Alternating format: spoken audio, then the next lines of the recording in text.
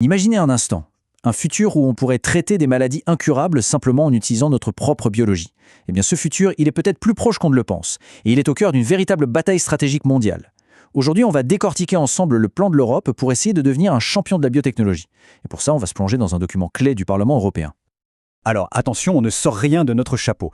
Toute notre analyse, elle se base directement sur ce rapport officiel, le A10274 sur 2025, qui a été rédigé par Margarita de la Pisa-Carrion pour le Parlement européen. C'est vraiment ça la mission de rapport en clair. Vous donner les clés de ces documents pour que chacun puisse se faire sa propre idée. Bon, commençons par le commencement. La biotechnologie, qu'est-ce que c'est au juste ? Si on prend la définition même du rapport, c'est l'idée d'utiliser la science et la technologie sur des organismes vivants. Le but ? Créer tout un tas de choses, des connaissances, des produits, des services. Bref, c'est un domaine qui est juste immense. Pour rendre ça tout de suite plus concret, on a tous un exemple en tête, pas vrai ? Les vaccins ARN messagers. Ça, c'était un véritable tour de force de la biotechnologie. Ça a montré au monde entier comment la recherche de pointe pouvait se transformer en solution vitale à une vitesse absolument folle. Et c'est exactement ce potentiel-là que l'Europe veut libérer. Le truc, c'est que malgré ces chercheurs brillants, l'Europe a du mal à tenir la cadence dans cette course mondiale. Et là, on parle d'un enjeu de compétitivité, bien sûr, mais aussi, et c'est peut-être encore plus important, d'un enjeu de souveraineté. Regardez un peu ces chiffres, ça parle tout seul.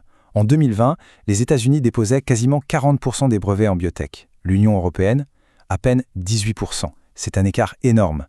Ces données, elles viennent d'une analyse qui est citée dans le rapport et elles montrent bien l'ampleur du défi.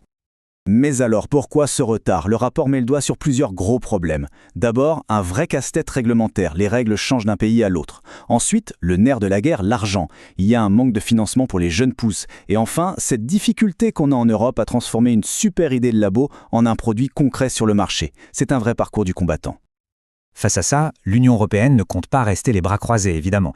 La solution qui est mise sur la table est ambitieuse, créer un futur acte législatif sur les biotechnologies. L'idée, c'est de tout unifier pour créer un environnement qui soit enfin vraiment favorable à l'innovation.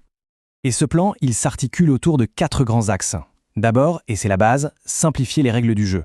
Ensuite, harmoniser les essais cliniques pour qu'un test fait dans un pays soit valable partout ailleurs. Troisième point, donner un vrai coup de pouce aux startups et aux PME. Et enfin, attirer l'argent, qu'il soit public ou privé. D'ailleurs, écoutez bien cette phrase tirée du rapport, elle résume tout parfaitement. L'Union est confrontée à des difficultés pour traduire la recherche en solutions prêtes à être commercialisées. On voit bien que le problème, ce n'est pas le manque de bonnes idées, c'est vraiment la complexité administrative qui bloque tout. Mais attention, aller vite c'est bien, mais pas à n'importe quel prix. Le rapport aborde aussi de front les questions éthiques et les débats qui existent au sein même du Parlement. Parce que cette course à l'innovation, elle doit se faire de manière responsable.